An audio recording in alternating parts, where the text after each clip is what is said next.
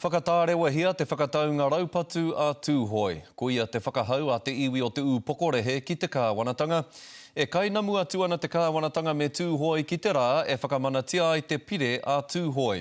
Engari i te poro tūnga uri o te Pokorehe i te rānei, kia pūmau tonu ai tō rātou mana ki o rātou whenua. Kei a Kere Am I Right, ngā whakamārama. He poro tū i te take raupatu a Tūhoe, he whakahau hoki ki te karauna. E mea ana mātou kia tangohia mātou te pire o Tūhoe. This protest is by Te Pokorehi telling the Minister and the Crown they have it wrong. They need to take Ārohi out of their bill to get it right. Hei a pōpō ka whakatakotoria e te kōmiti whiriwhiri Māori te pire Tūhoe te urewera i mokoa o kawatia i te rātau ki te aroaro o te pāremata.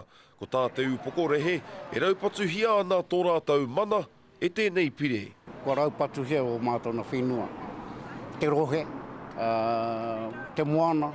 All of Te Pokorehi's traditional tribal rohe is included in the bill under the Tūhoe area of interest. Now that gives recognition of mana whenua status in a rohe that has never had, and it gives the Tūhoe fisheries entities the management of the sole fisheries resources of Pokorehi at the Ohiwa Harbour.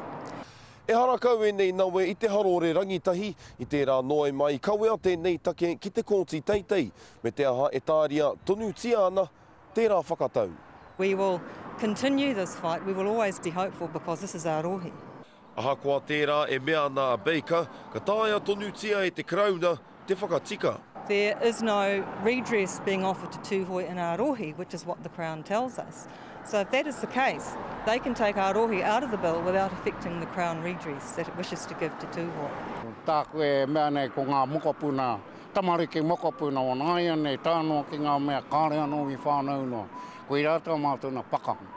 Karekau tētahi māngai no te uru taumatua o Tūhoe i te wātea ki te kōrero mai i te rānei, he oi e rua anō pānuitanga o te pire e toi ana. Ka tūhoro pū tonu te iwi nei o tinoa.